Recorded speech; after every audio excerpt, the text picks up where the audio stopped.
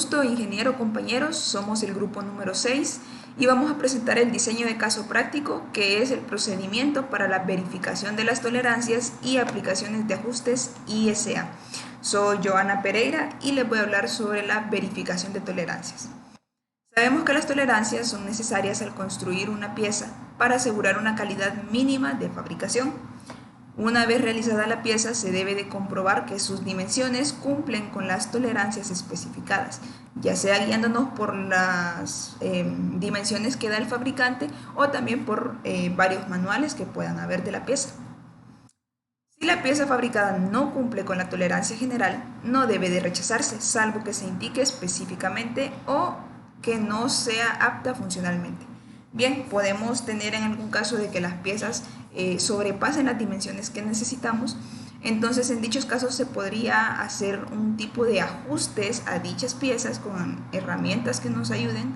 También, por ejemplo, los tornos, hay también esmeriles, una gran cantidad de herramientas que nos puedan ayudar a que las piezas tengan las dimensiones que necesitemos. Y de esa manera, pues, no perder toda la inversión.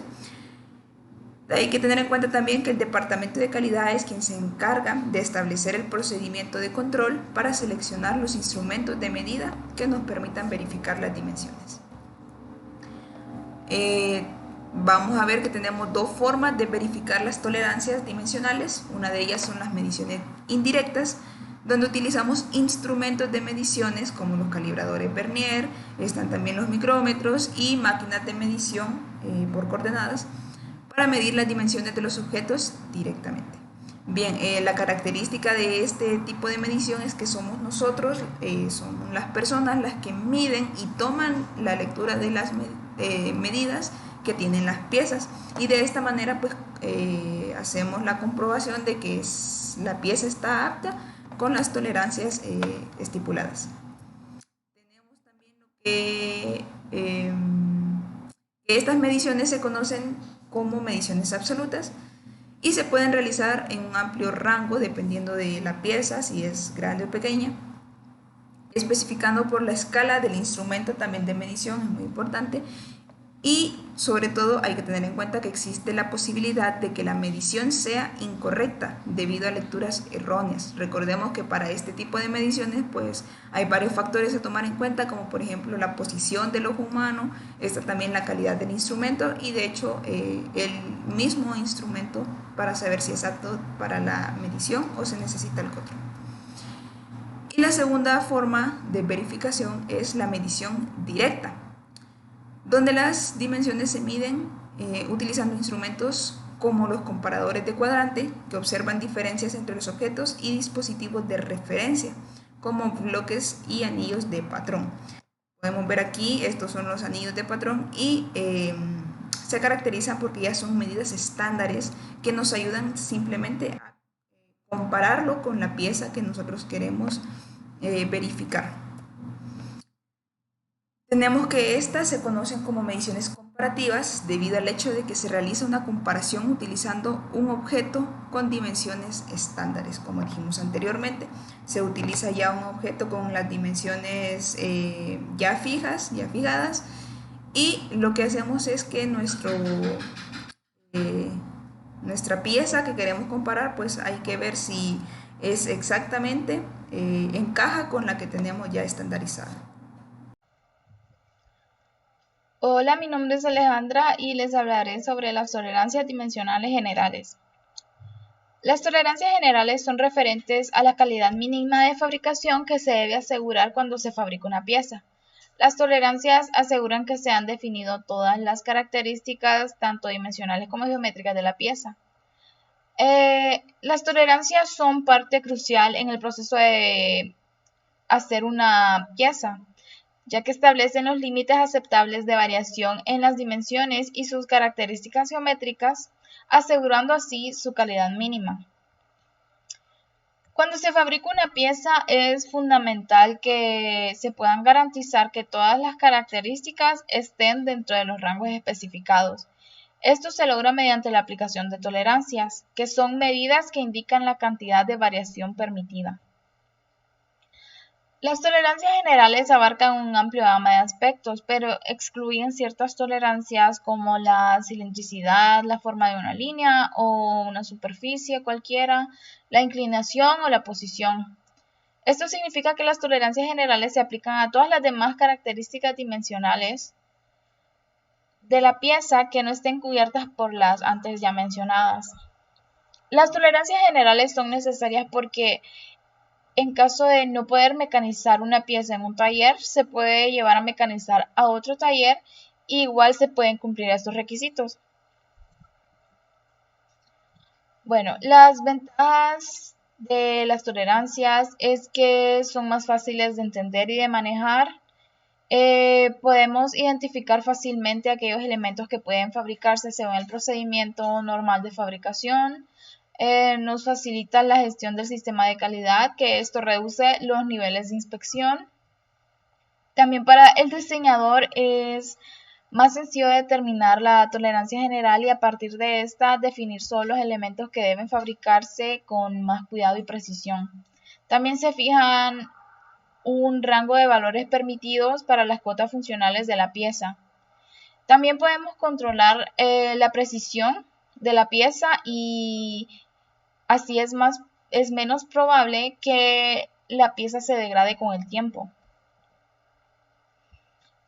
Pues en resumen, las tolerancias generales son esenciales para garantizar la calidad y la fabricación de las piezas, así como facilitan la producción eficiente y efectiva de la fabricación. Bueno, en estas tolerancias podemos ver que son lineales.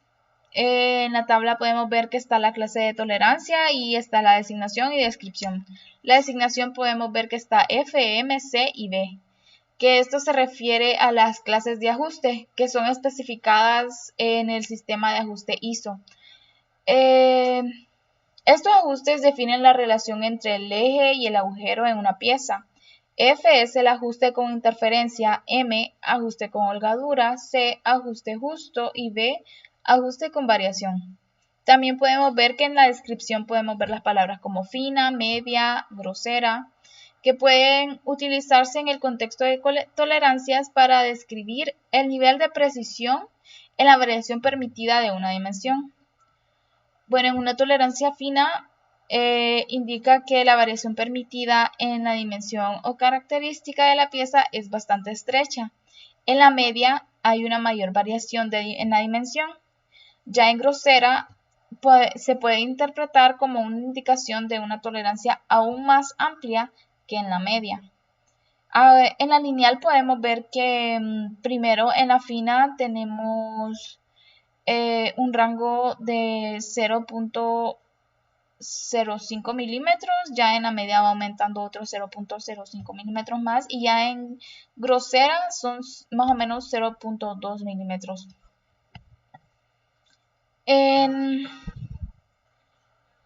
Aquí podemos ver las tolerancias generales para medidas angulares, que aquí vemos que ya no son en milímetros, sino que ya nos dan las variaciones en grados.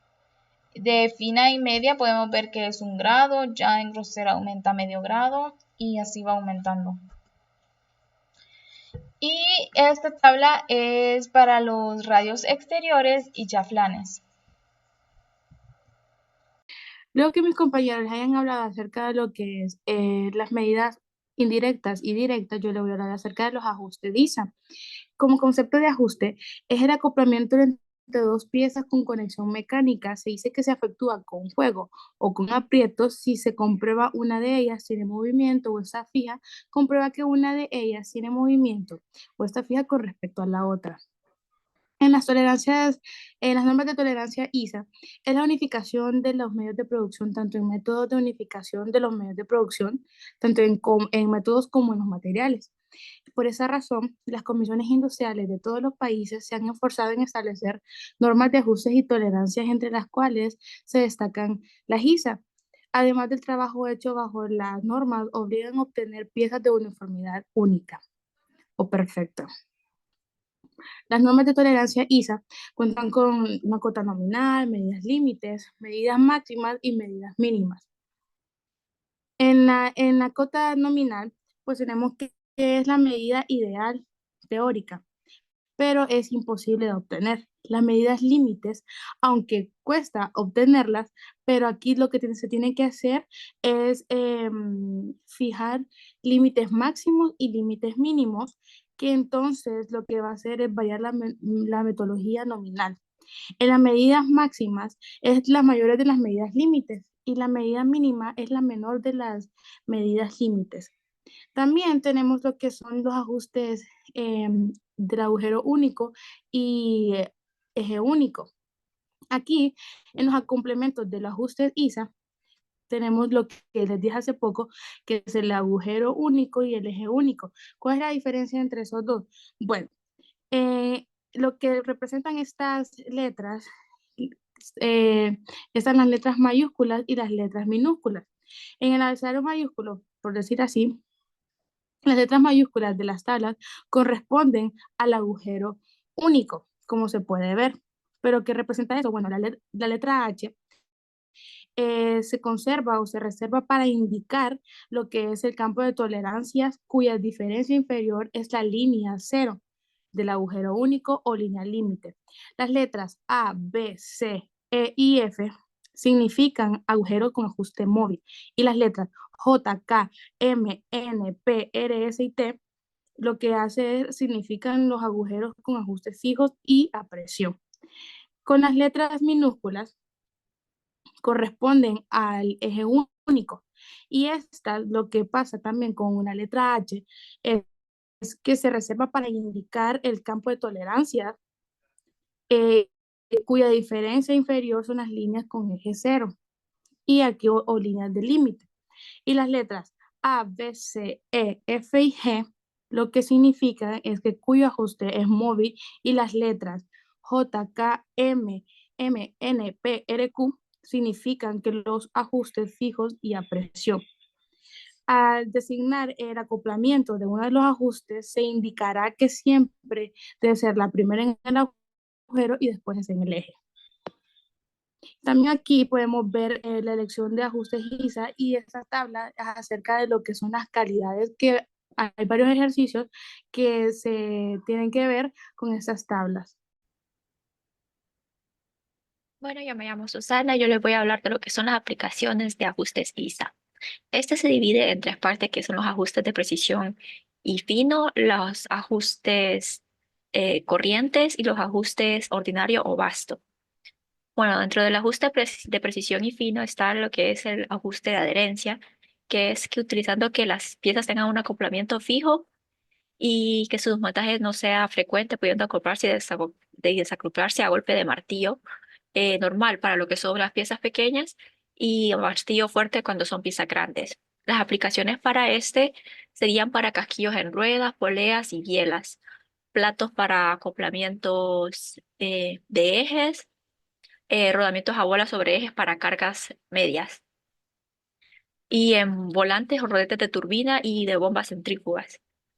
Ahora, el ajuste de entrada suave, este se utiliza en piezas que deben acoplarse y desacoplarse de mano o a golpe suave con vaso de madera. Las aplicaciones que serían para anillos interiores de rodamiento de bolas de cargas pequeñas o anillos exteriores de rodamiento a bolas en sus cajas, perdón. También en anillos de fijación, pernos y bulones de articulación de bielas y horquillas de distribución. También está el ajuste de deslizamiento, que se utiliza para piezas bien engrasadas que se puedan acoplar y desacoplar a mano. Las aplicaciones para este sería para anillos de fijación, pistones en frenos de aceite, platos de acoplamiento deslizantes y ruedas de cambio sobre ejes. También se encuentra lo que es el ajuste de juego libre muy justo, que se utiliza en piezas que deben tener una holgura no muy perceptible.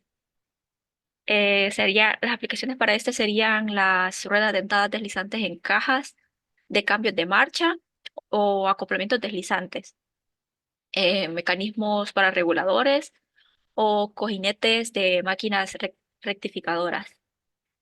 El ajuste de juego libre se utiliza en piezas que deben tener una holgura bien perceptible. Las aplicaciones en este sería para aros de pistones o cojinetes de ejes de cigüeñales o cojinetes principales empresadoras, tornos y taladros y cojinetes exactos. También tenemos lo que es el ajuste de juego ligero, que se utiliza en piezas que deben tener una holgura bastante apreciable entre ambas.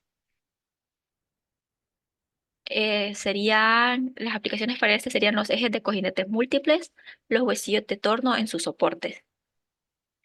También están lo que son los ajustes de juego fuerte, que las aplicaciones serían en cojinetes de turbogeneradores, perdón, en transmisiones de máquinas con elevado número de resoluciones y en casos especiales en las que se precise holgura de gran precisión. En los ajustes de corriente, tenemos lo que son los ajustes de deslizamiento, que se utilizan en piezas que deben acoplarse fácilmente y cuyo desplazamiento puede hacerse con un ligero esfuerzo. Las aplicaciones serían para poleas de transmisión de una pieza, anillos de fijación, acoplamiento, ruedas dentadas, etcétera. Y también, bueno, elementos así que puedan deslizarse por los ejes. Ajustes de juego libre que se utilizan en piezas acopladas que tengan movimiento recíproco y cuya holgura pueda ser desde la más sensible hasta la más prudente amplitud. Las aplicaciones para este serían en cojinetes de motores eléctricos, en cojinetes principales de ejes cigüeñales y cojinetes de manivelas o de manubrios. Los ajustes de juego fuertes se utilizan en piezas acopladas que tengan gran holgura recíproca. Las aplicaciones para este ajuste serían en poleas, en transmisiones ordinarias, en piezas de prensa estopas, en ranuras de aros de pistón, en cojinetes de máquinas agrícolas y, y más.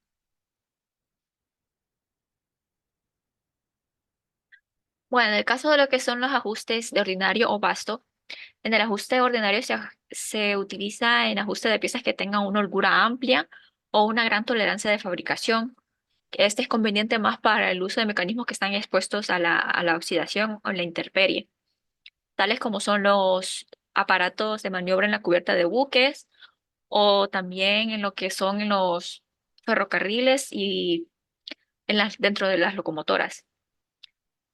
Las aplicaciones que tienen son, como había dicho, en las locomotoras, en los elementos tales como las puertas de caja de humos del hogar, los soportes de frenos, la suspensión de frenos y resortes. Ya lo que es el ajuste por contracción o en caliente se clasifican en tres grupos que más allá de lo que están establecidos en los ajustes de las normas ISA, estas normas aplicables a una infinidad de trabajos se clasifican en estos tres grupos que pueden determinarse por la fórmula promedio de interferencia.